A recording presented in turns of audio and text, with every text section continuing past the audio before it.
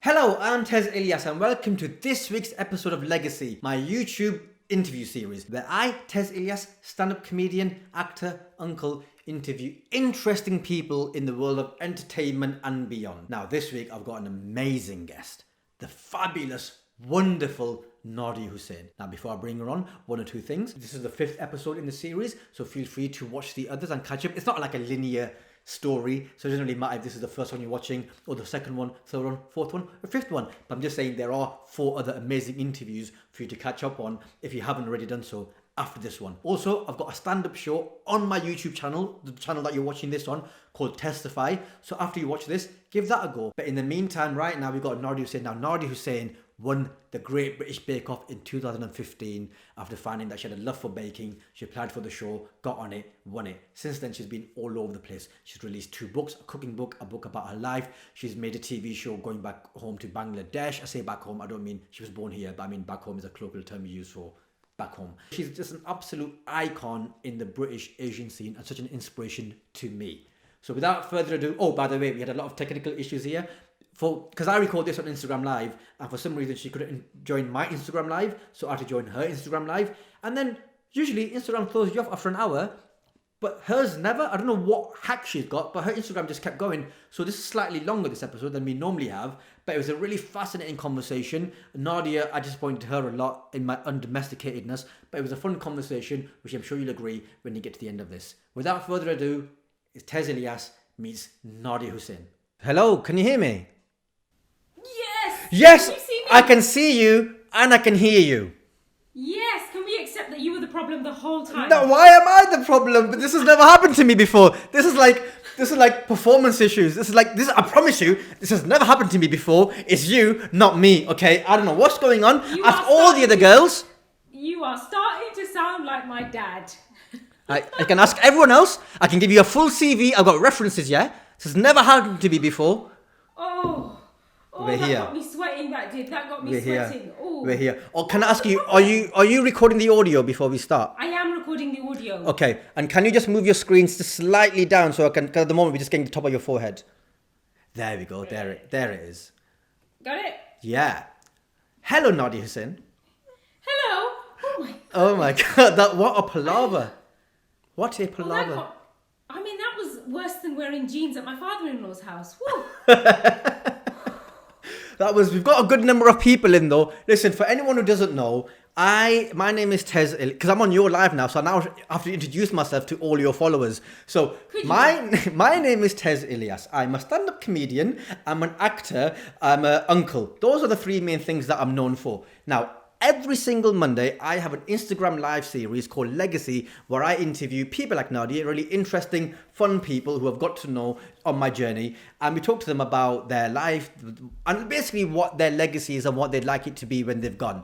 Now, Nadiya was supposed to go live with me like right now, but for some reason we kept having issues. And now we've gone live with Nadiya just like that. It seems like the issues were at my end, but that doesn't make any sense because I don't have issues in it.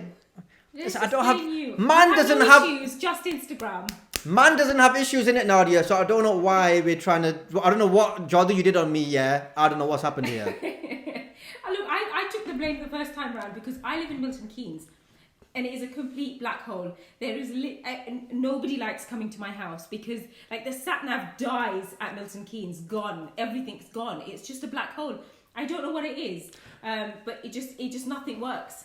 The only thing I know about Milton Keynes is that you guys have more roundabouts than I've had cooked dinners. Yes, that's very true. Why? It's just a roundabout after a roundabout after a roundabout. It's too much. Don't knock it. We have no traffic. If you don't like sitting in traffic, it's wonderful because you just kind of go right through. It's really good. I didn't think I liked roundabouts as much as I do. I think once you live here, you really get to appreciate the roundabout. You really do. Can I ask you a question? Are you pressing record on your laptop? Yes. Awesome. Okay, cool. You're not from Milton Keynes though, innit? Where are you from? I'm originally from Luton, but often I get asked where I'm from, but I think that's usually because of my skin. Yeah, they're like Luton. Very good. But where are you where are you from? From? Yeah. So, I was born in Luton. but my family are from Bangladesh. You know, when people start in the future, when people ask me where you're from, and and I think they mean that, like where you from. I'm just gonna say I'm a Paki and see what happens. Have you ever tried that? No, not yet. It's something that I've thought of recently, but we're in lockdown, so I'm not having any conversations with anyone. But next time it happens, and it won't work on family because it won't have the same. no, because they won't ask. Or they're like, we know where you're from. Why are you asking us to ask you a question that we know? That would be an asked question. But next time it comes up, and it really, not that it happens all the time, but it probably will happen once in the future. Someone will be like, oh, where are you from? And I'll be like, and you're like, Blackburn, and they're like, yeah, very good. But where are you from? And I'd be like, oh, sorry. Oh, I'm a Paki. And then just see what happens. And their face would be like... You know what? Do you know what I have in the past said? I'm from Bangladesh. I'll say, yes, of course, my family are from Bangladesh. That's where they were born. And I've had people say, really? Can I see what your hair's like? What? Just because they don't believe I'm from Bangladesh. But what would your hair, how would your hair signify you're from, like what in your hair would be like, oh, you are from Bangladesh? I don't know. I really don't get it. But I've had people try would it be like, would it be wavy? No, well, I've had people like want to stick their hands under my scarf to feel it, to see what it feels like, because people assume that I'm from somewhere in Africa. So they want to touch it to see if it's got like, I've got coarse, kind of very curly African hair. And I was like, no, but why do you need to? It's weird, isn't it? It's so weird. Yeah, I mean, I think we could sit and have these conversations with lots of people, and we'd hear really interesting, really kind of, I say funny, but really interesting stories. Has it been worse since Bake Off, or did you have this before Bake Off? Because I guess Bake Off probably expanded your normal network of people that you meet day to day, right? Yeah. So I think. Since Bake Off, I don't know. I think lots of things have changed. Lots of things have changed since Bake Off. I think of course, going out and going out in public isn't the way. It's not the same for me anymore. It's not the way it used to be. So, which weirdly, it's stopped me from going out the way I used to go out anyway. So that's a shame. All the clubbing and that you used to do back in the day. All the clubbing and all that. And I was like, hey, aren't you that Muslim woman, Nadiya and that? And you're like, just let a man rave in it. Like, why you just let me bop in it? Listen, I have no idea what you're saying. I haven't got a clue what you're saying. I don't even get slang. My 24-year-old brother says things, and I'm just like, what? What did you just say? I don't understand a word you just said. So I don't. That's sad that you don't get to go out though. Like, do you get recognised too often? I do get recognised. It so much so it has changed kind of the way we go out. Of course, because of lockdown, going out isn't a thing that we do very much anymore. But you passed the test. Well done. That was a test, that, and you passed it, mate. Well done. No going out. Yeah, definitely no sneaky trips anywhere. But just the way we go. I mean, I can't even remember what life was like before lockdown anymore. But if I think about life before lockdown, I had to kind of change the way I did things. So if I was gonna, I stopped going to the supermarket, and it slowly through time I've kind of forced myself back out again, because you get people who are lovely. You meet amazing people who want to tell you their story and want to have a chat, and I love all of that.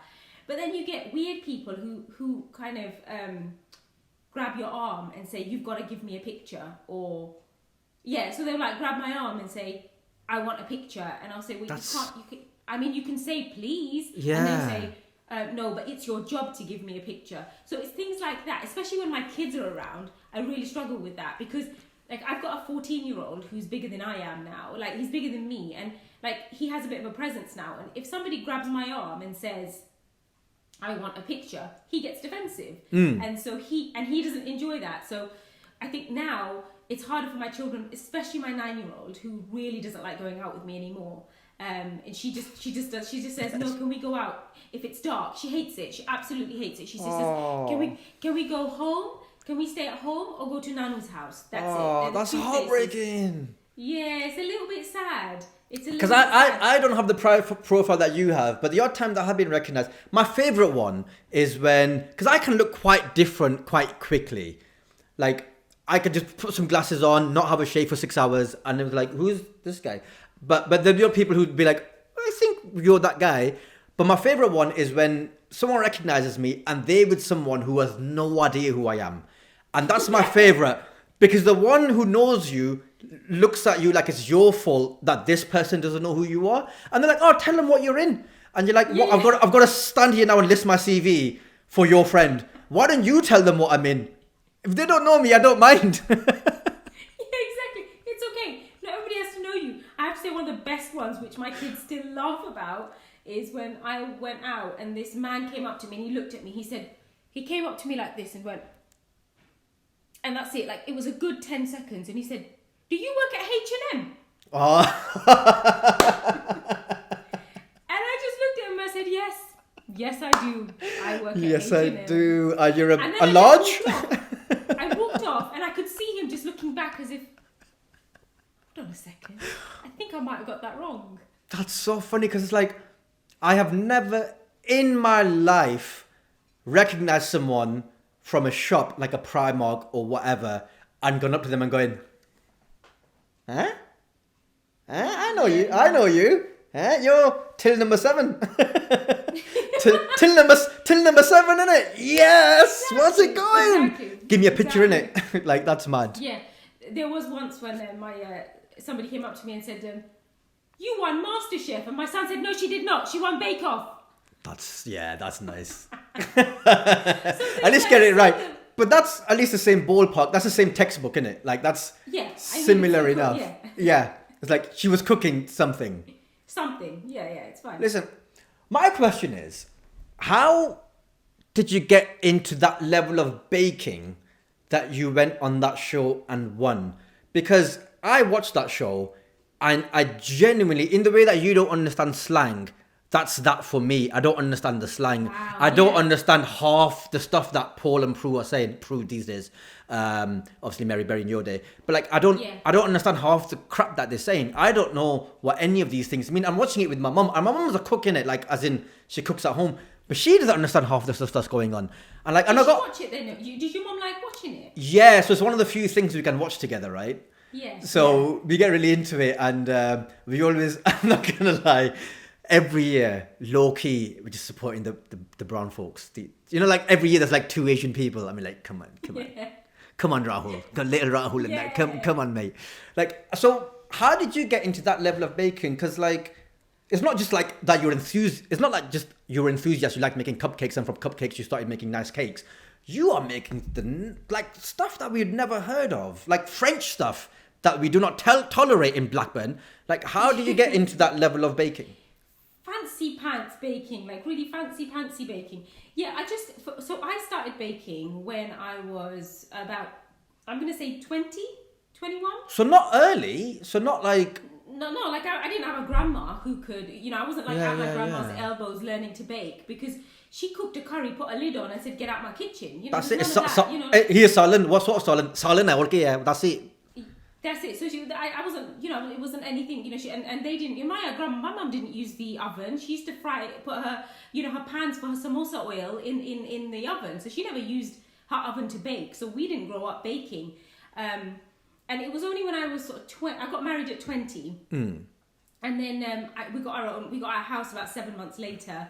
Moved into our house, and my husband, I'd realised that like after dinner, he'd say, "Oh, I'd love to have something sweet," and he had a real sweet tooth. And as you do when you're 20, and I'm like, I kind of like him, and I really want to make him happy, and like it just everything, like if I could feed him and make him happy, it was great. And I was like, oh, he likes cake. And so there I was, about 7 months pregnant. I was like, oh, I'm just going to bake him a cake. Baked him a cake. He ate the whole thing. The whole 9 inches of cake. Your husband is like this? Yeah, he's stick thin. But he's skinny? Exercises. Yeah, he exercises like mad. But that's only so he can eat cake. He literally eats cake every single day. And that's why he exercises. But that's how I got into baking. And part of it was because, when I got married, I went from Luton to living in Leeds.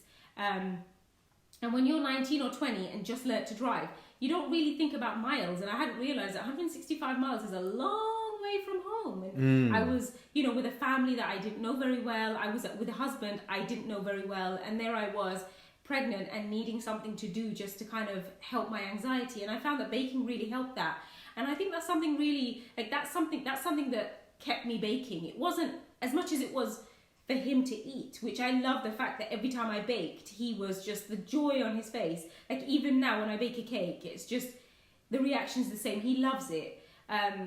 And it became less for him and more for my anxiety, and I just really enjoyed. And also, I like the selfish element of baking, because I don't bake for me, I bake for everyone else. You know, when you bake something and you know that you've spent loads of time making the pastry, making the custard, making a meringue, you spent all that time doing that, and you put the effort into it, and then you give it to someone, and the look on their face, and when they're eating it, like that, to me, is just bliss. It's utter joy. Watching somebody enjoy something like that, just as much as a curry. But everyone in my family cooks. Everybody in my family cooks, and so baking was the only thing that I did that nobody else did. So whenever somebody needed cake, I was the one giving them that joy, and I absolutely loved that. And that's what kept me going. And what I hadn't realised was, while I was baking at home, I was kind of honing in these skills that I didn't realise that I had. And I just thought, everyone makes puff pastry, everyone makes millefeuille, everyone can make choux pastry. I've like choux pastry. I was looking at my mum, and she's like, "Why the fuck are you looking at me? I don't know what the fuck I don't know what they're talking about."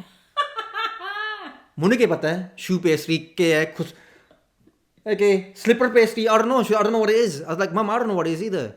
She asks me stuff. She's like, "What's the soggy bottom?" I'm like, "Ami, to sarendio. I don't know what a soggy bottom is. Leave it out, Mum. I don't know." But you still watch it, which I think it's a wonderful thing that people still watch it. You know what? Because I'm on it now. I'm on that after show, that Bake Off Extra Slice.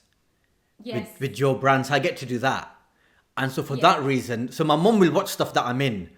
And then I'm like, well, I want to watch the show because I want to know what I'm talking about. I don't want to just go on there and get a check, whatever. Absolutely. I want to make a positive contribution on the show. So then I started watching it, and I'm like, and my mum will, because it's a competition and it's baking and stuff, and it's, it's good, clean family entertainment. My mum will just sit down and watch it. My mum will sit down and watch it with me, and then over the weeks you get into the characters, and there's certain people you want to win and stuff, and then by the time week 7 and 8 rolls around, you're like, how they're still in the competition, I don't know. I've never baked in my life, innit? I've never baked in my life, but Have you never baked anything in your life? Like fairy cakes at school, innit? Like apart from that, and I might have made some brownies once, but I won't say what was in them. So apart from the odd, the odd bit of baking here and there, like aside, I don't know what I'm talking about. But after like week 7 and 8, you really feel like you know what it's like the Olympics. Like you watch 5 days of the Olympics and you're like, well, I don't understand why they can't shoot straight. Like if you got the shot and then it's there, just do it in it. I don't understand what technique they've got in Ukraine, but it's not working. That was me watching the Titans yesterday, and I was like, what? You can't lift a ton? Come on. What kind of technique is that? Can you hold the chain closer to the ball, please? It's mad, isn't it? Like the people who've dedicated their lives to being so good at a thing, probably better than you people at home will ever be at anything they've ever done in their life. And you go on TV and within 5 episodes, you're like, I don't know if they've got that right, actually. I don't know if that's how you do that. So funny. So what made you think, okay, I know my shoe. But you know what? It's a savouries. It's like the breads and like all the French stuff that you've never heard of. And you were just at home going, I'm gonna have a go on that. Because my sister's a really good baker, but she does like sweet stuff. Like she can make all sorts of cakes and pastries and all sorts of stuff like that. But I've never heard her say, you know what, this week I fancy a bit of bread. I'm going to make some bread. I've never heard her do that.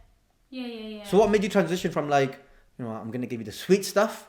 Because I've got a sweet tooth. I understand that. I empathize with your husband on that.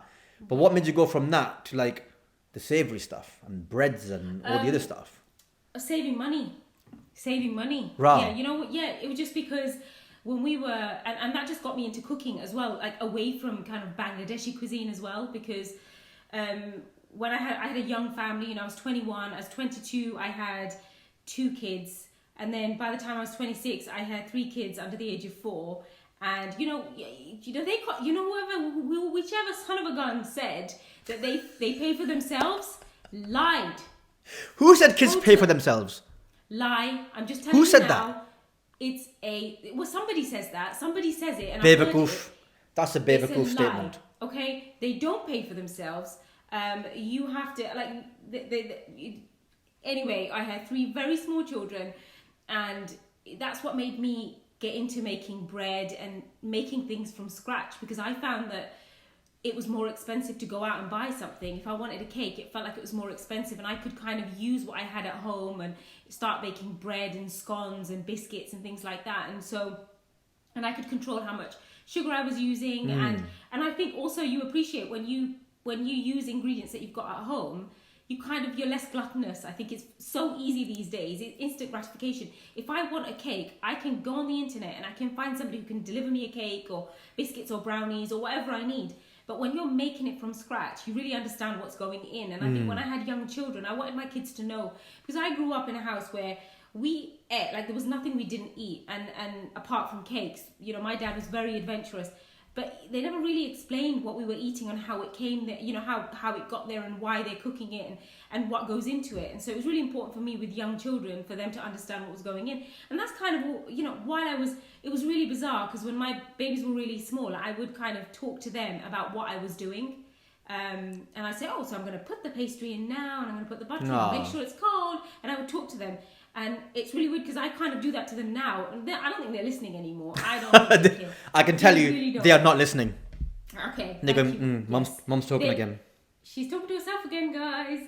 No, they don't. I don't think they listen. But that's kind of why I did it. I started to perfect things that I didn't realise were becoming like my craft. Just because it was easier, because I had a block of butter and some flour knocking around. I was like, I can't afford to go out and get the pastry, and ultimately that's the reality. I didn't have the money to go out and buy fancy things. Can I ask you a question about your son? Are you getting him to cook/bake? Yeah. So today I was out picking up some bits and taking some bits to my mum's house, and on the way back I was running a little bit late, and my mum had cooked some curry for the kids, and I went to pick that up and came back, and on the way I said to my son, "Could you just cook some rice, please?" And he was like, 3 pots or 2? And I was like, 3. So he cooked 3. Rice was on the stove. I came in with hot curry. They put it all out and they ate it. So they've become very, very competent in the kitchen. Nice. The boys can they wake up, they make their own eggs for breakfast. So yeah, so what I don't want is like, you know, I've got a little girl and I've got 2 boys, and you don't want this, is what you don't want. Do you not cook? Right. So it's so bad. It's so bad. I'll tell you what, like, I'm in lockdown with my mum in it, and I cannot, to anyone watching this who doesn't have the similar background to me and Nadia, I cannot recommend being in lockdown with an old school Asian mum enough. Because she does everything for me, like cooking, the cleaning, washing up after me. The only, like, once I get past the bathroom door, that's on me. That's my responsibility. But apart from that, outside of that, she does everything. And Nadia, I'm one person. Who am I to stop her? I'm just one guy. Right. I'm one guy. You send your mum to me so I can wait on her hand and foot, and you look after yourself. Why would you? It's lockdown, Nadia. Okay, let's not breach lockdown rules. Just give it to me. Honestly, I've had previous relationships where, like, my partner girlfriends have complained about my lack of ability around the house, like how I'm so undomesticated. And I say the same thing to them, like I'll say to you now, like, growing up, my mum did everything, all the cooking, all the cleaning and stuff. And when she didn't do it, she got my sister. I'm assuming you're single now, right? Let's get to that in a second. Now, when she didn't do it, she got my sister to do it. Now, I'm not saying that was right, but what I'm saying is, when you're a 12, 13-year-old lad and you're not being asked to do anything, why would you volunteer to do chores? You know what? I totally get that. If I was 12 or 13, when I was 12 or 13 and my parents didn't ask me to do it, I don't know that I would have done it. We were, however, like, I'm one of 6, 4 girls, 2 boys. The girls were always kind of pushed to learn how to use a washing machine, learn how to cook, learn how to clean, look after your brothers. And one of the first things I promised myself when I had children was I was not going to raise them the way my parents did. That was and I think you're right, because I'm so undomesticated now. When people are like, "Oh, why is that?" and I say to them, the problem is I, Tez Ilyas, am a victim of the patriarchy. A victim. Yeah, it's not. I'm a victim of the patriarchy, which is why I don't know how to do anything. So. Oh goodness, I'm trying to be sympathetic. Where's my fundraiser? No. But you're right. No. I wish my mum gave me chores when I was younger, and when I have kids, inshallah, when I have kids, I'm going to make sure that they do the work that the dad doesn't want to do, even the sons. Yeah, but you've got to show them. You've got to lead by Yes, example. You of need course. to start doing Once. I'll show them once, and then I'll be like, okay. Right. Okay, we'll have a chat about this off Instagram Live. Okay, cool. Like, Offline, yeah. Answer your question. I am single. Okay. See, But that's not the reason. That's not the reason why, Nadia. Life is complicated. Okay. I don't know. Man doesn't get dumped, yeah. Like, listen, I think we need to get a mop in your hand and get you cleaning. I reckon you'll have them lining up. What if that's all it takes? I'll end up treating it like a mic. I'm like, who's heard this one? So listen, Bake Off. Like that was, we all lived it with you. Like an amazing experience. My favorite bit of your entire Bake Off, like you being on it, and there were many highlights, of course. My favorite thing was, what's next week? A chocolate mosque. That was my favorite thing of your whole thing. Yes. That was You remember that? insane. That was what stuck out. That's what, like when, like I never watched Big Brother in my life, but as soon as Shilpa Shetty started to get racially abused, I was like, okay, I've got to watch this show now. Like as soon as that happened to you, I was like, not only is this my favorite person of all time, I wanted to win, and this is now I'm going to watch this show religiously every single week. Yeah. I was. You become very naive to. I suppose for me, growing up in a very Asian community, around Bangladeshis, I never really sensed that kind of outside, that feeling of being an outsider. Never really, because I was amongst people I recognised and around a language and food and smells and sounds that were familiar to me. And it was only really when I became a mum and had to put myself in situations where I was kind of like, oh, Asian face, brown face, Muslim, and it was really odd for me, because when I entered Bake Off, one of the things that I hadn't realised was that I was the only Muslim in the room. Because although I had been in many situations in my life where I was the only Muslim in the room, suddenly I was in this British baking tent, and there I was, little Muslim me, who walked in, and I couldn't feel more Muslim, more brown ever in my life than at that point. But there's that thing in me that's always saying, no, it's okay, it's fine. And I kind of willed myself to be okay. And genuinely, it was one of the best experiences of my life. I hadn't even thought about it. And it was only until it was aired. It was only when our names were released to the public. And all of the tabloid newspapers, they had all of our names saying these are the new contestants for Bake Off. And I did the worst thing. I read those articles online and I read the comments. And I wish I never had, because up until that point, I'd become naive to the fact that I was going to go on the biggest baking show in the country. And then suddenly all my Muslimness and all my brownness it was just on show. And everything that I hadn't really seen or maybe suppressed slightly was there on show for everybody. And there it was. And I had comments like, oh, well, she's the only housewife. And at the time I was a housewife. And she's the only housewife and she must be on benefits, and all these hideous comments. Not to say there's nothing wrong with being on benefits, but I then suddenly had to justify myself and justify it to everybody and say, well, I'm not on benefits. But it's the insinuation that just because you've got a certain name, therefore this is your life. And it's just this sort of racism that because people think racism is saying Paki or saying the N-word or saying black bastard or whatever. They think, okay, if you're not doing that, then you're not racist.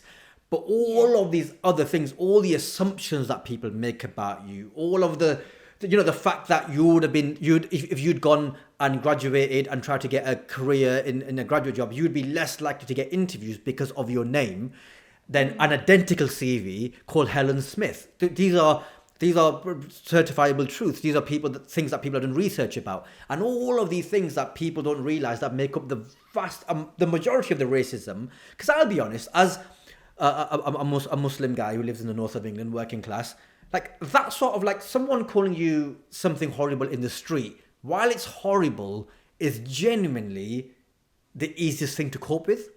That is far easier than someone knocking me back because someone denying me opportunities because of my name.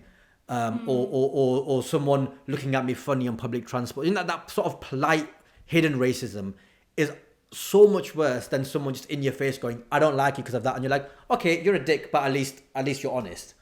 Yeah. I think that's. I think in the last 5 years, that's definitely been something that I've really struggled with, because I'm working in an industry where it's dominated by middle-aged Caucasian men.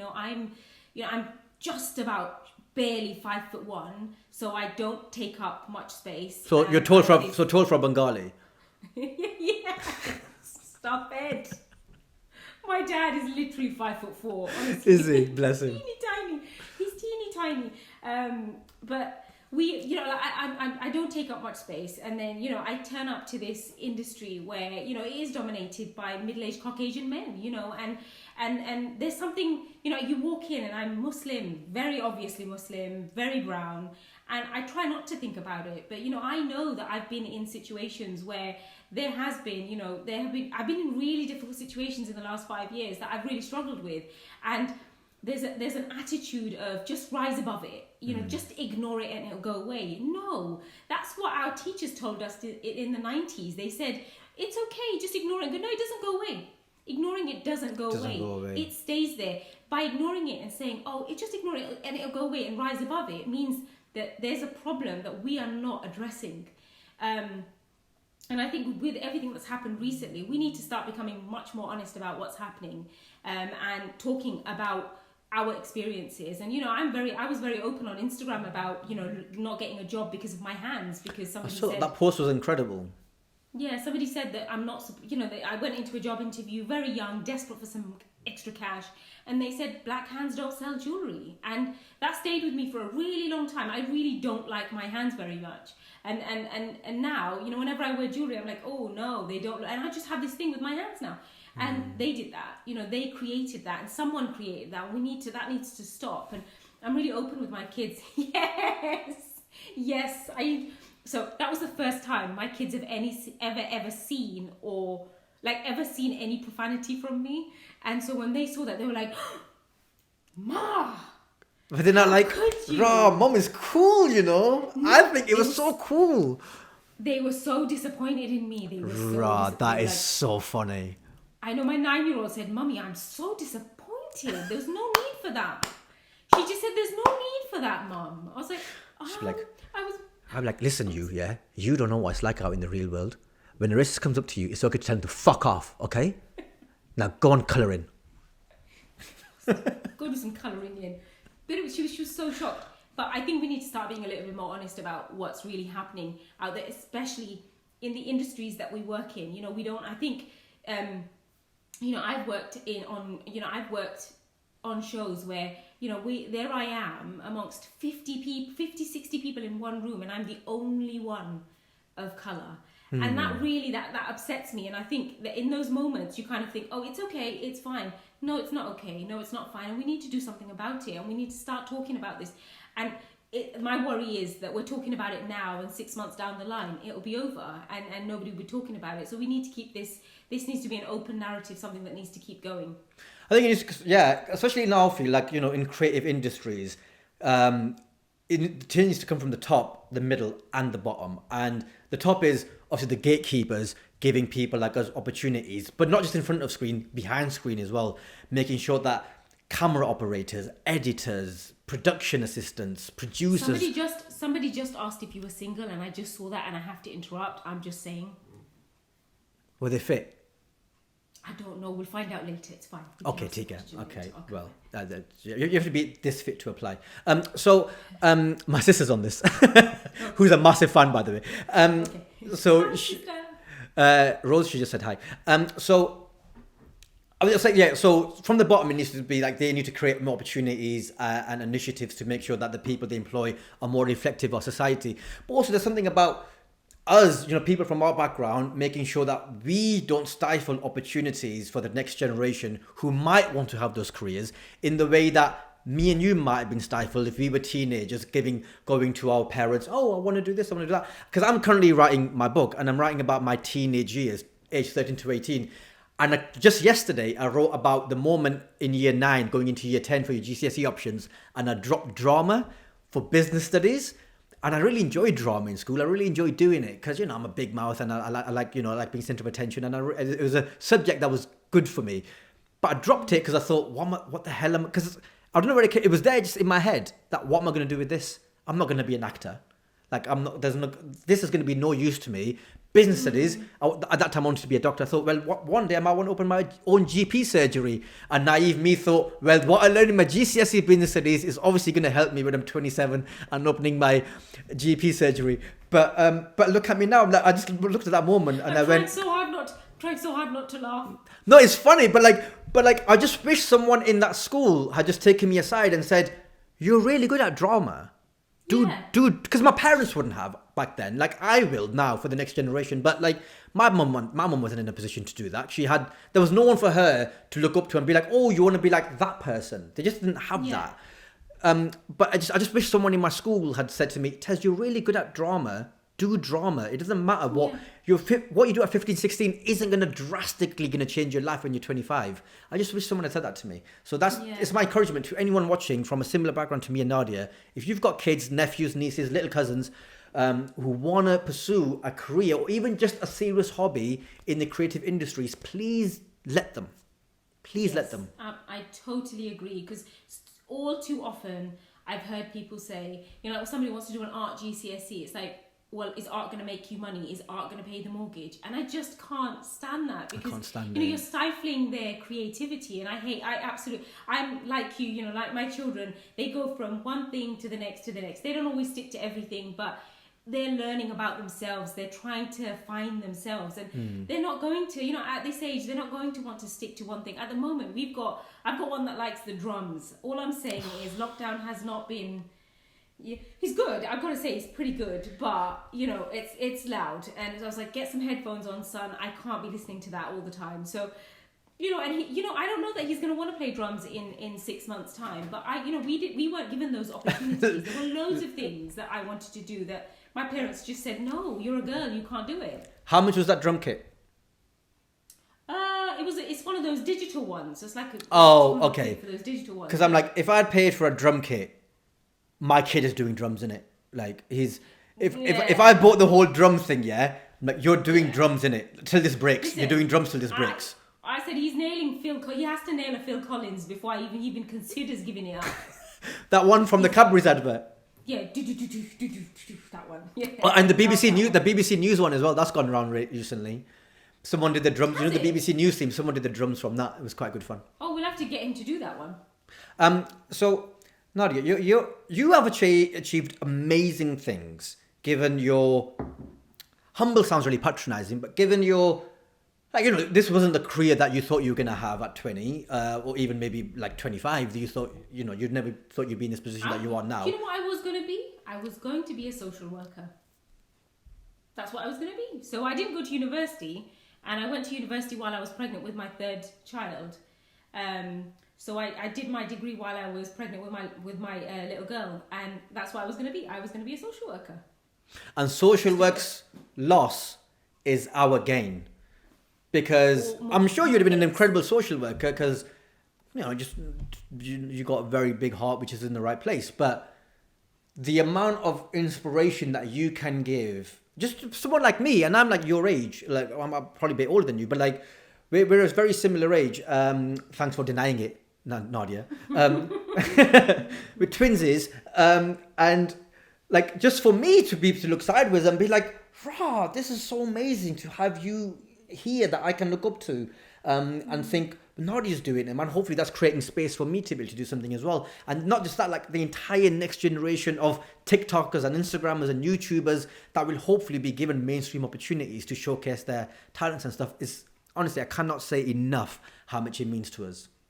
Yeah, there's something that there's something I always tell my children, because there are going to be points, even now at 35, there are moments in my life where I just feel like I don't fit in. No matter where I go, no matter what I do, even in this job, there are so many moments where I look and I think, I just don't fit in. I don't know how I can still be me and still be authentic and do this job that where I don't feel like I always fit in. So there are moments where I have those kind of, I really doubt myself.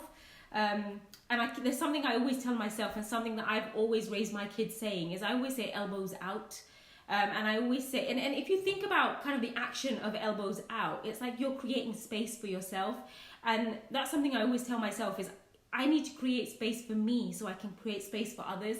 And in those moments when my kids doubt themselves, or they're worried about where they fit in and if they fit in, I always say, keep those elbows out, because if that space isn't there for you, it's your job, it's your responsibility to create that space.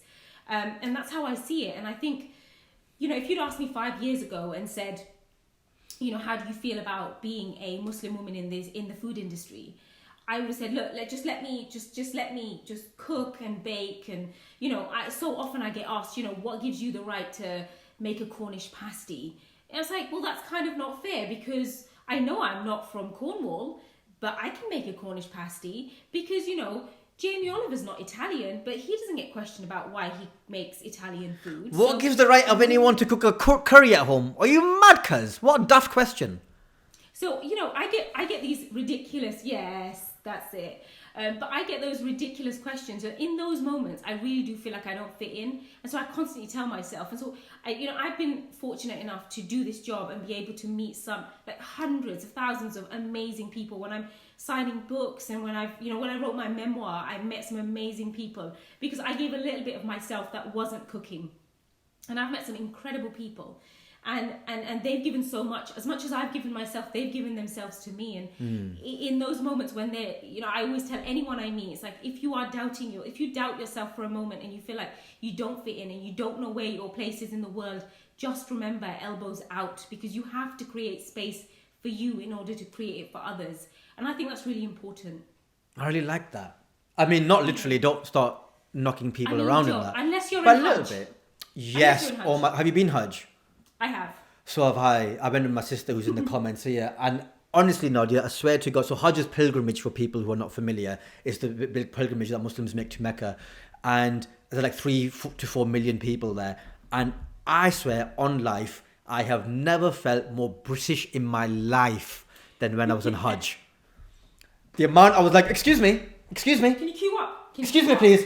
I was like, Karen. You know that, like, the racist white woman. I was like, excuse me, please. Can I speak to the manager, please? People, there's no decorum in this place.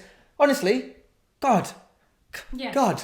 Yeah. Lots of eye rolling and saying sabr, have sabr, have patience. I love. Patience. Shut. I'm so British. I was like, there's a queue, actually. There's a queue, okay? There's a queue. People are going around you. Toilet. How are you going to tell a Nigerian grandma there's a queue? Yeah, grandma, okay, she's gone. All right, cool. Nice one. Yeah, fine. No mind. Oh, I was so British on Hajj. It was so funny. Yeah. So funny. It's funny, like, when you go, I definitely feel more, it's like one of those things, like, you might slag off your hometown, but when you're not in your hometown and someone says something bad about Luton, you're like, what was that? Excuse me? Then the Luton comes down, Idra, come here and say it, go on. Because Luton, like, it's a Satyanas place. It's a seventh layer of hell, innit? Like, it is, honestly, it's the worst place I've ever been in my life. Like, people often, like, if you don't know Luton is the home of EDL. It's where Tommy Robinson is from, and it's where he formulated the English Defence League. And I hate Tommy Robinson, I'm sure as everyone on this chat does, because why would they be following either of us? Like, he's a nasty man, divisive, and I just thought, what a horrible place. And then I spent 5 minutes in Luton, and I thought, oh no, fair enough. If I was from here, I'd probably be EDL as well. I mean, they've got good takeaways though. This they is do a mean. a horrible place. Oh no, listen, they do a mean chicken and chips though. You can get some seriously good chicken and chips in Luton. No, Luton is. You know what it is? I got a drive-by milking in Luton once.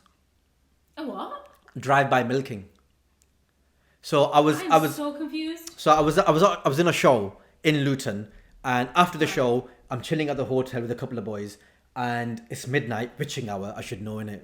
All the badmash, all the demons came out in Luton at that time, and I'm just leaning against the wall, like, just chatting to my friend, and this car drives past, stops in front of us, back window rolls down. This guy throws a carton of milk at us, and I kind of move like as it's coming, like everything goes to slow motion, right? Like boom, boom, Yeah, boom, boom, boom, boom, boom, boom, boom. Yeah, And I'm like, I wouldn't say I can fight, but I'm good at, like, there's one move that I would like be like, I'm probably top 3 in the world in, and that's this. I don't know. Just moving. Like, I don't know if it's probably too quick for you again. Yeah, so let's do it again. Yeah, that was very quick. I didn't catch that. It's like, I'm sick of that one move, And innit? did you miss the So milk? this is what happened. So when the milk came, I went like that, and it missed me. But because I was so close to the wall, it smacked against the wall, bounced back, and then got me the sec on the rebound. And I was covered head to toe in milk. Basically, that's a drive-by milking. Then they drove off. They're in their car. There's nothing I can do about it. Vandalism in the streets of Luton. That's happened to me, but with eggs. So one of the reasons I wasn't that upset that night, I was like embarrassed but not angry, because I was the egg guy when I was younger. I was the guy throwing eggs out of the car. Yeah, I was that with the motion. No. Blackburn. So- I'm Blackburn. Like that's just Don't tarnish all of Blackburn with your actions. Listen, You I must- had friends who used to post fireworks through letterboxes. Yeah, so let's not, like, Blackburn is just a law unto itself. No, come on now. You got hit by an egg. Go on, tell me the story. Oh, I was just putting my son in his car seat. And When someone was like, "You like bacon? Here's an egg, mate," like that. They just chucked an egg on my back, and I genuinely, you know what my reaction was? What a waste of an egg. Were you like, "Oh, it's organic"? You like organic, It's just like free range?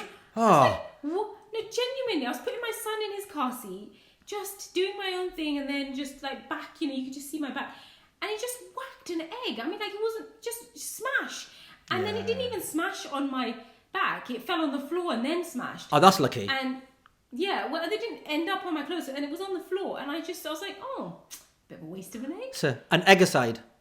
Yeah. Oh. Yeah, thanks, mate. Thanks, still working. It's 11 o'clock. It's late. Yeah. That was such a mum reaction. Aw. What was I going to say? But, like, what I will say is, having been the perpetrator in those incidents, the times that I did it, it was never personal. It was never like, Was it just for fun then? Was it just a leisurely thing? Just a bit of banter, mate, innit? Just like, That's messed up. it's Friday night, 2 a.m. Let's go egg some clubbers. Why are you out at 2 a.m.? What else? There was no shisha cafes back then, Nadiya. This is a long time ago. So my worst one, I'll tell you when I stopped. When I was driving past and there's a guy there and we stopped him for directions so he'd come closer to us. And I went, "Oh, mate, how'd you get to so a place that I knew, but I just needed to, like, lead the conversation." And he proceeded to give me the best directions I've ever heard in my life. And he was a bit drunk. And you know, like, I forgot what I was asking him for. I forgot about the egging because I was so impressed by his directions. And in my head, all I could think was, this is how you give directions. Like this. Next time someone asks you for directions, do it like this guy, because he smashed it. So hold on a second, backtrack. You were going to ask him for directions, and at what point were you going to egg him? No, we were gonna, as he got closer, we were enticing him to come closer by asking him the question about directions. So as he got closer, we were gonna egg him. But he was so polite and nice that when he started giving these directions, I forgot about the egg, and I just got mesmerized in his directions giving, thinking, this is how you give directions. In the future, when someone asks us, this is how you do it. He's smashed this. None of this. You know, someone like, you go up there, up's not a direction. What's up there?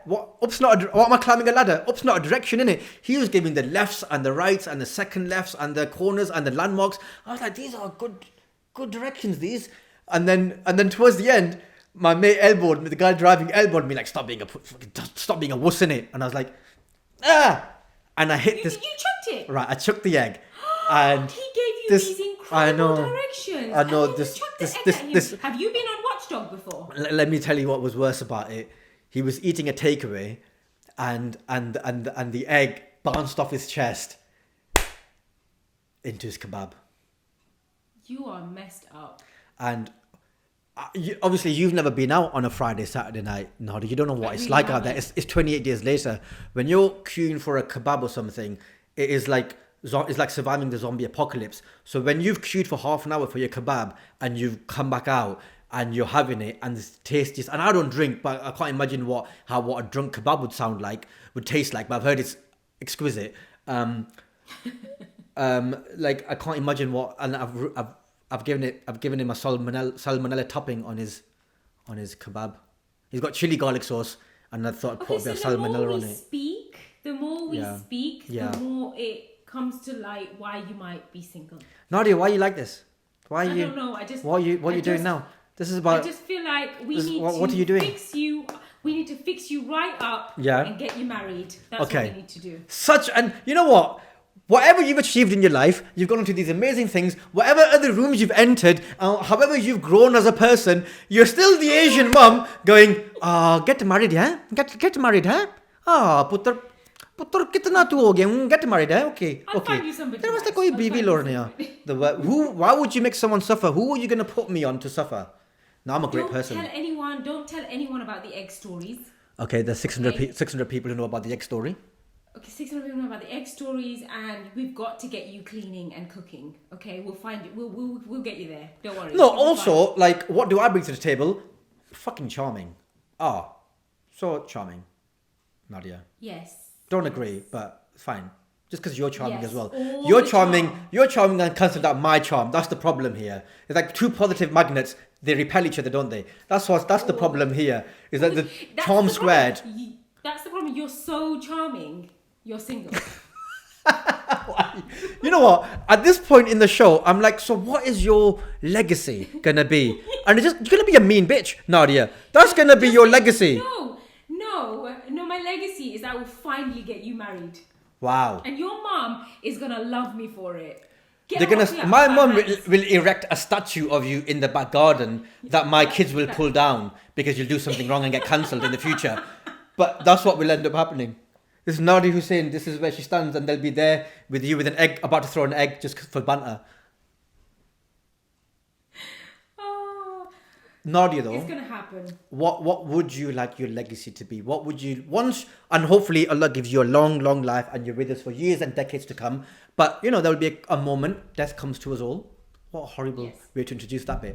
No, absolutely. You know what? Death is something that we really talk about a lot in our family. Like, it's not something that we're shy about. We talk about death really openly. There's no point in denying something that's going to happen anyway. True. And I think that, I think as growing up in a Muslim family, I think death isn't something that people shy away from. I think it's something that we talk about it really openly. I mean, I know at the age of sort of 8 or 9, my mum was encouraging when somebody dies, go and have a look. I don't know what it's meant to, how it's meant to help, but it's like, go and have a look.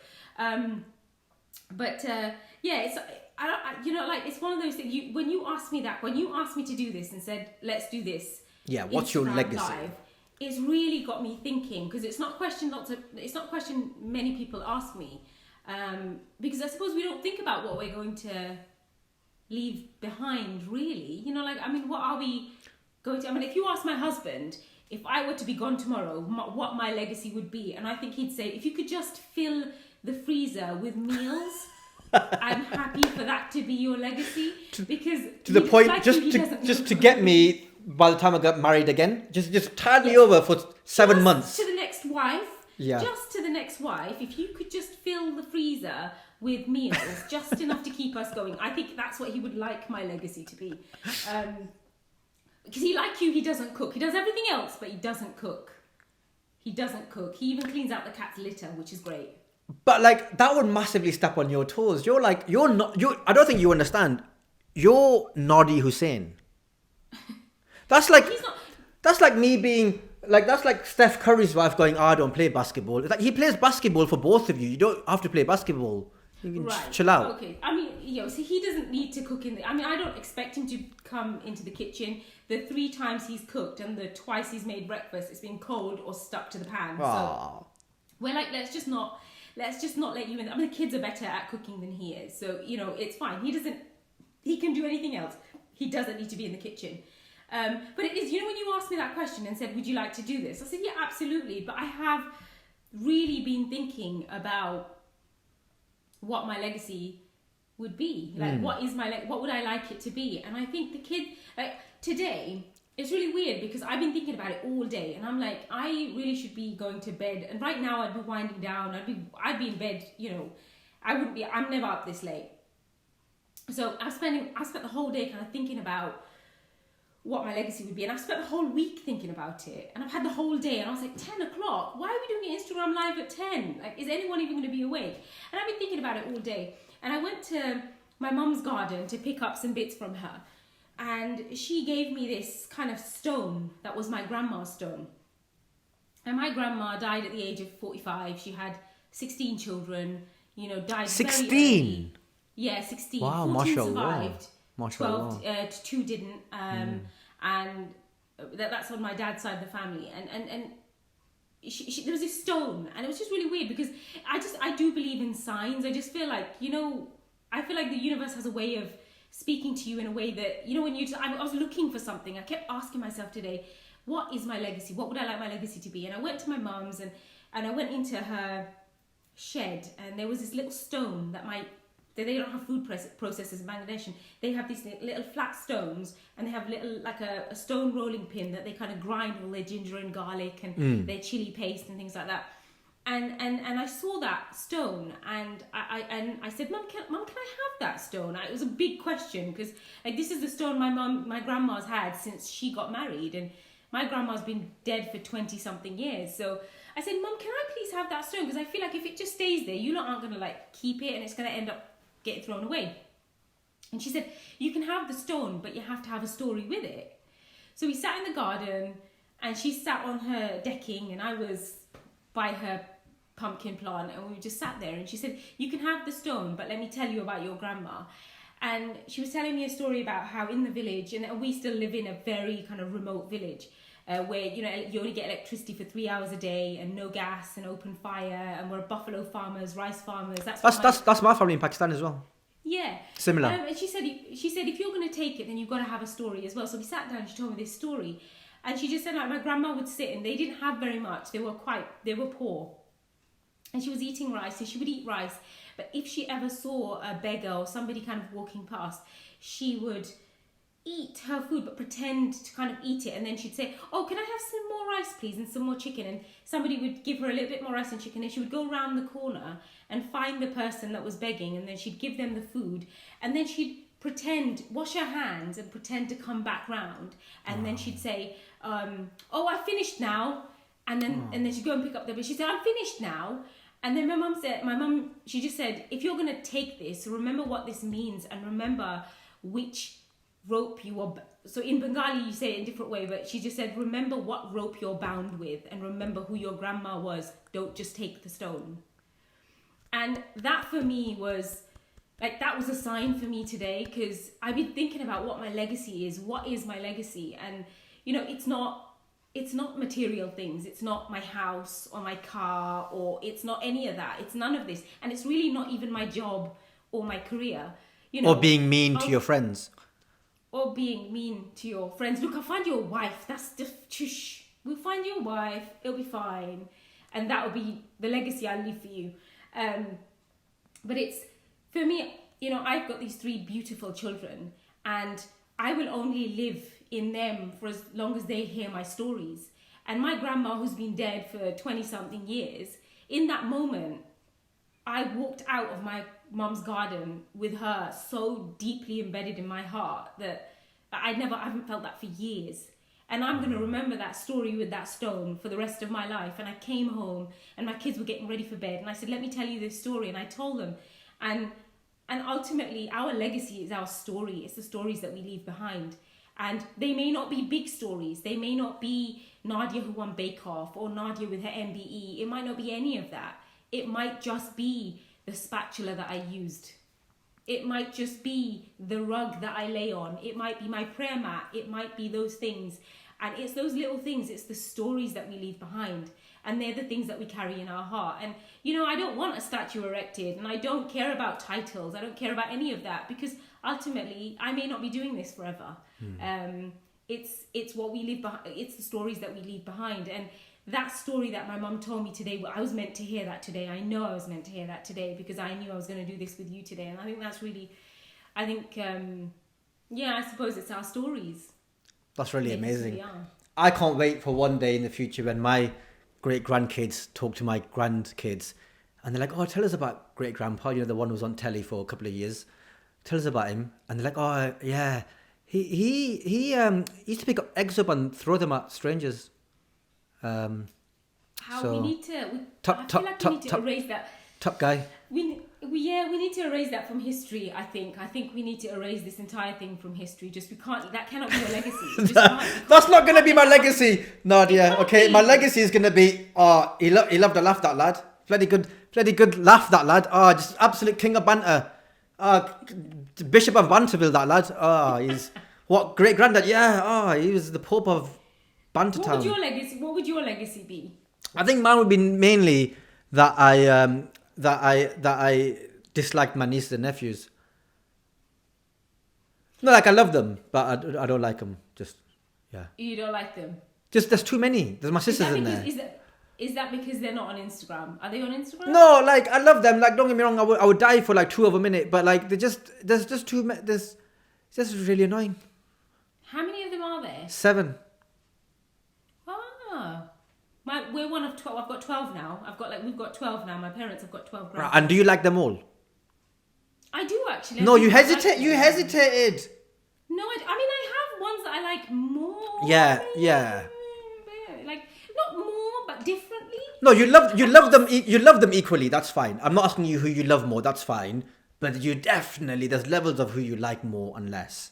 Like 100%. My brother's just had a baby and he's 5 days old, so I kind of love him the most right now. Well, he's not giving you anything. He's not done anything for you. But he's so cute. No, see, I say this to a mother, but I think, in my experience as an uncle, I think they get cute. You know, when they get to that sort of between 1 and 4, that's my favourite when age. they're born. That's my favourite age. That's They're just ugly. when they're running around and doing all that. But at that age, I'm like, what? Like, oh, isn't it cute? I'm like, what's she done for me? What am I? There's nothing here. There's no chemistry. There's nothing. But when they're newborn, they're not like the cutest. They don't look the best. They're just Yeah, a bit exactly. squishy. They look like a baby. They're Like, just that's a baby. You know, that's well done. That's a baby. It's a baby. So, nice one. No, but they're still quite lovely, aren't they? No. Yeah, no, they are. They are. I'm just saying. I like them when they get to that 1.5, 2 years old, 2.5. And I say that as an uncle, so I don't have to look after them. And I don't see the worst of them. I see the best of them at that age. Yes, exactly. And you haven't done the night feeds or the pooey nappies or any of that. So I will do that though, Nadia. I will do that when it's my turn. Good on you. I will be that modern guy that's my responsibility, right? Like it's not even like, oh, I'll do my bit. It's like I will do the minimum that I'm supposed to do, which is half. now you're selling yourself. That's what, mate. I almost forgot about the eggs. I thought I'd come back around towards the end, didn't it? Listen, Nadia, what I need you to do when this finishes is, has a timer come up? Timer. Okay, we still got a bit left. But when this finishes, it'll just stop. And then it'll say, I'll ask you to save video, but sometimes it doesn't give you the option. If it gives you the option to save video, save the video. If it doesn't give you that option, publish it. And then I'll send you a link and then copy the link of the video that you've published to the website and download the video and send it to me when you send me the audio. Okay, cool. And I know. It's just because we have technical problems. It happens. These things happen. Yeah. It's fine. I think what I'd like my legacy to be, and it's a good question. I think I'd like to be remembered. Yeah, like strip the comedian bit. Yeah, sure. Sure. Get rid. I bet your family hate that. Like, do they ever tell you like stop doing the whole comedian thing and can we just talk to you, or are you just always funny? Because I get really nervous around funny people. I'm not the funniest person in my family. My family is just a bunch of jokers, essentially. Oh, are they? Yeah. So everyone is funny in my family. So it's just par for the course, really. Except this new generation. Maybe they're funny with each other, but they're shy around adults. I don't know. I'm not really getting it from them at the moment. But maybe just because... No? Maybe with each other they're funny. I don't know. Because I don't know how much funny I showed to the adults in my family. I'm not sure. Anyway. You get like a... The point is that I would like to be remembered for someone who kept it real. I.e., he represented in the right way and a way that made people from our community proud to have him on with that platform. That's what I want to be remembered for. Someone who wasn't shy about speaking up for us in the moments that counted. That's what I'd like to be remembered for. He kept it He kept it real, that lad. Yeah, that's a wonderful way to be remembered. That is. That'd be quite nice. Yeah. That would be That nice. is a wonderful way to be remembered because it's not always easy to keep it real, especially these days. It isn't, especially with, like, I think with things like social media and like these public platforms, it's not always that easy to keep it real because there's that image that you have of yourself, and you know, it's just like there's that image that's created through the job that you do. And the kind of, yeah, it's hard. I can understand, you know, because I know, like, there's so often I'll be in situations that you're not what we expected, and I was like, I don't know what you expected. So I totally agree with you because there is, you know, I've met some amazing people who have been so open and honest about what they feel like I've done for my community, and I think the fact that we're having this conversation is wonderful because, you know, it's very difficult to be in the public. You know, like, I know being in the public eye, there aren't that many of us out there. So it's important to kind of remember and kind of hold each other up. Yeah, hold each other up, pull each other up.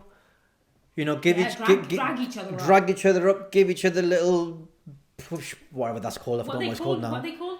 Leg ups, innit? Yeah, leg ups and that. Yeah, leg up and that. Yeah, give each other leg ups, pick each other up, like, come with me and stuff, all that stuff. And not just in front of the screen, behind the screen is so important. Because in my earlier jobs, I was so cognizant of the fact that I might be creating something about me, like I might be doing a video about Ramadan or something, but everyone working behind the screen doesn't share the background that I've come from. So I'm like, who am I relying on here to tell me if what I'm doing is okay, or is too much, or is not enough, or whatever the things feedback that you might get from people and stuff. I'm like, there's just not a single person here. So I always hope the fact that we can see those changes reflected behind the screen as well as in front of the screen as well. Because you know, from your breakup experience and from the experiences of making your other shows, that how rare is it to get someone who looks like you also behind the camera?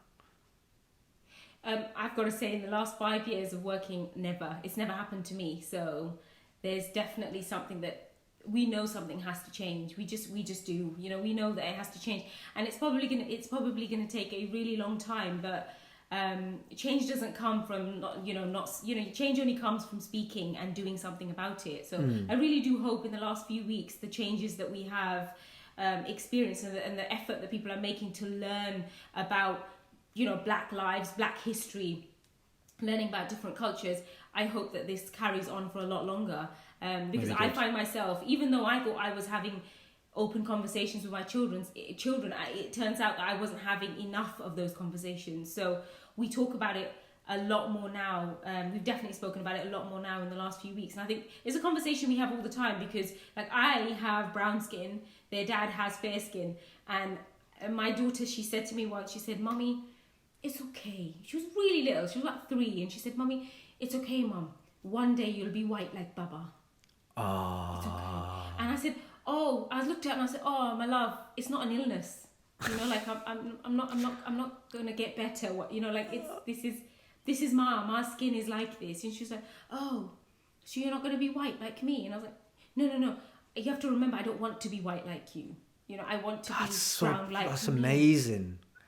And I didn't teach her that, did I? Where she picked that up from?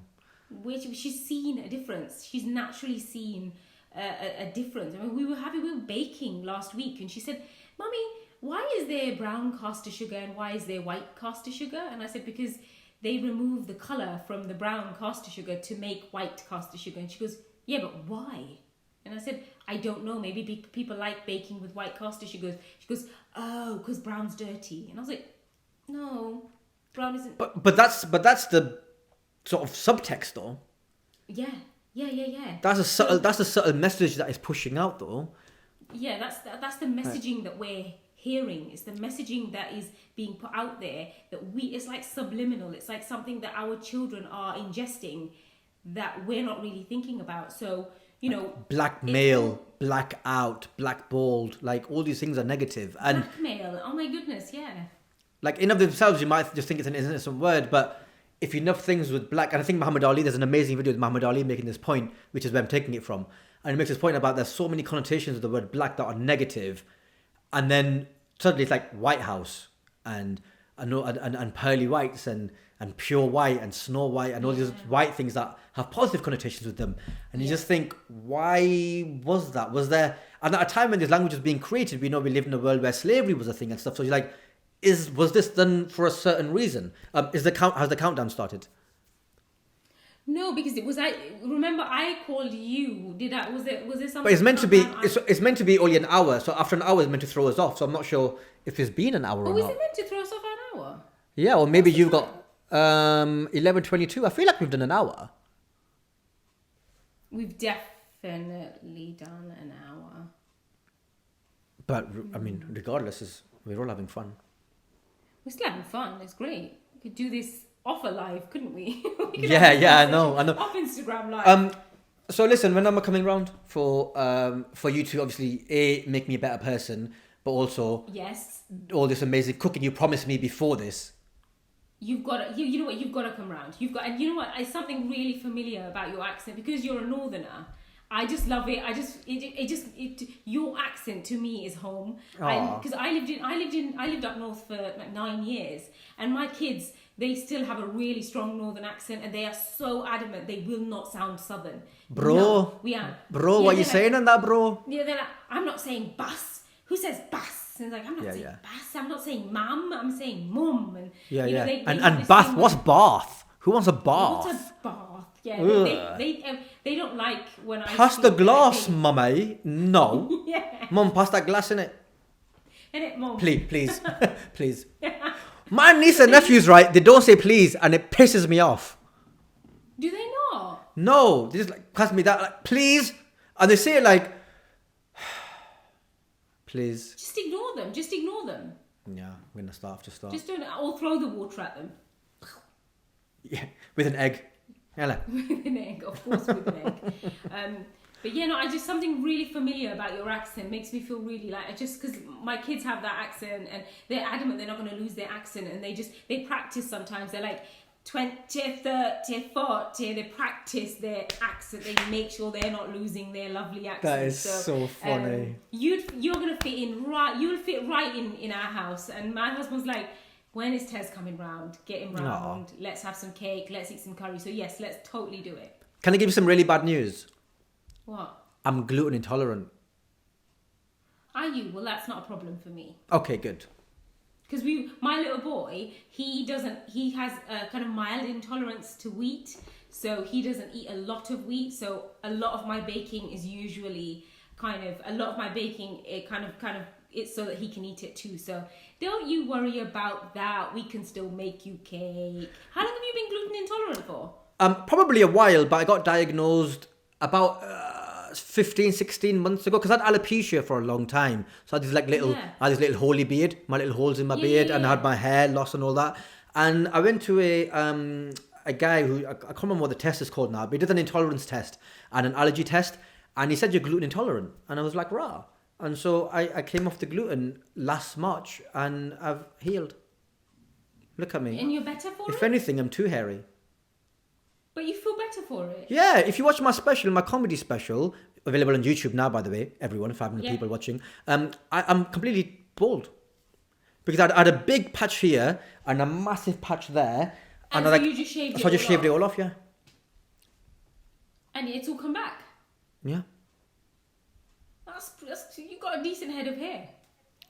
It's decent, mate. Straight as well. I know. I spend a lot of my life looking at 30-something-year-old men and saying, got a decent head of hair. Because my husband's life's work is looking at 30-something-year-old men and saying, he's got a decent head of hair. You know what I'm obsessed with as a straight man is this area of a man's beard. It's like, where does the shaping of a man's beard, just especially around the mouth, this area here, I'm obsessed with. What about this area here? Like, this is very... Yes, because some men don't have hair there. Yeah. Not as much, because it's who I am. But like, Keanu Reeves has like a wolf hair, like it's like just goes like that naturally. Yeah. Like I put these divots in, like his naturally he just goes like that. Like Beckham has it as well. I'm just obsessed with that just that bit, and I'm like, yours looks like that. And some people just goes completely in like that, like with no. Yeah. So I'm just that area. I'm just like I just have a mild obsession with it. That's obviously a man thing because my husband does the exact same thing. He's like, He said, because my dad's got a full beard like you, where it's all covered there, and my husband's got the little gap here, and he's just like, why doesn't this grow? And he's like, just tell him it's his thinking gaps. Just Oh, I like that. I like that. I will tell him. That's what I said when I had my alopecia. I had a big patch there and a big patch there, and I'm like, oh, they're just my thinking grew, so I can do that. Nice. Nadi, this has been amazing. I feel like I should let you go 11:30. Make sure your kids are asleep and not playing. When I started lockdown, my sister and her 5 kids were in the house because they were middle of renovating their house. They've gone now. But when I came back the first night, my 3-year-old nephew was downstairs at 3 a.m. on the iPad. Doing what? Just on the iPad. They put him to bed. Obviously, my sister knows what she's doing. You know, that's her 5th kid. Like, she knows what she's doing.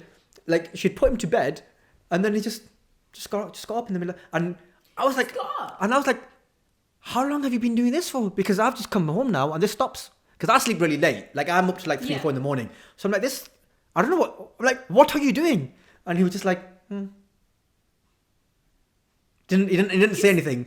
And it's like, go on. And he took the iPad and went, put the iPad down. And he went, oh. And he just went, and I went, seriously? I was like, what are you doing? It was so funny. Legend. Just sat there on the sofa, and I'm like, came in, and he's like, you know, you've been like caught. And he's like, I think he tried to pass you off like he was meant to be there. Like, yeah, you're right, cool. Yeah. Like in the dark? No, the light was on. We got 2 lights in this room, so the smaller light was on. It's like he was meant to be there. Like, so you good? Just, you're right. You're right, Uncle. I'm all right. Just. Right, cool. I was like, what are you doing? You know what? So funny. That's really cute. That's really cute. So funny. It made me laugh so much. My eldest is nearly 14 years old, and I think he hates me just a little bit because I make him go to bed at like 8 o'clock. How old is he? Is that 14? That's well early.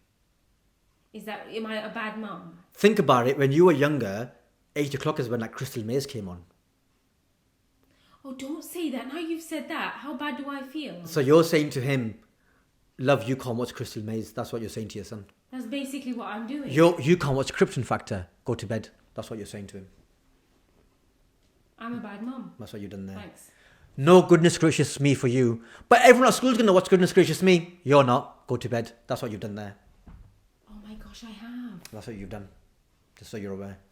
Will he hate me? No, he's not. I mean, hate's a really strong word. He'd be like swearing under his breath. 100%. Okay. He'd be like shut up. Like that. And then he'll grow out of that eventually. But there'll be a bit of that going on. But then he'll have no friends because they'll have nothing to talk about because I put him to bed too early, and so that'll just destroy his life. He'll be like, oh yeah, we were playing till 12 in the morning. Like, you don't want it to be that late, but they'd be like, because they probably have crap parents as friends, but they'd be like, oh, we were up till really late playing Fortnite. And he'll be like, sorry, Fortnite, isn't that a 2-week block in the calendar? And they're going to be like, go sit in the corner on your own. Oh, you know, I used to change, you know, when they used to be able to tell the time, I used to change the clocks and tell them that it's bedtime, and it wasn't actually bedtime, and I changed all the clocks round, and they thought it was like, oh look, it's 6 o'clock, 7 o'clock, it's time to go to bed, and it was actually like maybe 6 o'clock. Then I sent them to bed. I did. And I'm bad. I'm queen of deception over here. Yes. Duchess of deception, and I'm bad. Something I'm going to tell you about parenting is that it's 90% lying.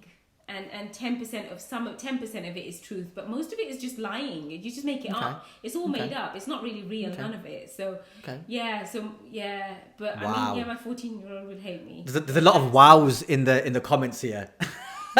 A lot of people going unfollow. Oh my god, what a devious woman. I hate her. That is so funny. You know what? That's a tip I'm going to take.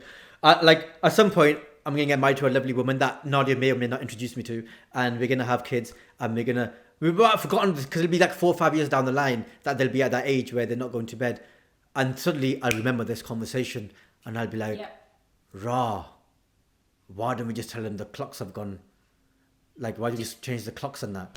Just let it be the time you want it to be. That's what I say. That's hilarious. That's it. You just gotta make. This clock thing isn't coming up. I'm looking That's at it. because It's not coming. it's because we've been on this for like an hour and 15 minutes, but maybe it's because you got privileges because for whatever reason. But usually there's like Instagram throws you off after an hour of live. This is remarkable. Maybe they changed the rules recently. We should just. Yeah, this is a long time. And we should, because my battery's. We've been on here for so long. My battery's just said to me it's got 5%. So Okay, so why don't we wrap this up? So I have to do a little bit of. Nadi, this has been absolutely amazing. Thank you so much for being a guest or for hosting me for this one time because of technical issues on this week's Legacy. It was amazing to hear about your journey and what you'd like to be remembered for. And let's not forget that is your stories, the stories that people will tell about you and how you will live on in your children and your friends and the people that you've inspired. It's been absolutely amazing. Thank you so much, Nadia. Thank you. Love you. We all love you. God bless you. And may Allah give you a prosperous, patient life. Thank you. Nadia, it's been an absolute pleasure. Thank you so much. Thank you. Love you long time. Mwah. And give salam to the family, please. I will. Bye-bye. Bye, all. Thank you for watching. And follow me and watch my special. Thank you. Bye-bye. I think you'll all agree that that was wicked. Like, that was such a fun, breezy conversation. We learned a lot about Nadia, her journey into baking, the things that she feels that she's come up against once she's entered this industry. What an absolutely amazing woman. She has some tips for me, which are start cooking, start cleaning, which, to be fair, is just good life advice. So big up Nadia. Thank you so much to her for being a guest on this. Go follow her on her socials. Go buy her books and make sure you watch her TV stuff when it comes out. In the meantime, subscribe, like, comment below who would you like me to interview next, and watch the stuff on my channel, including my stand-up special. See you next time. Peace.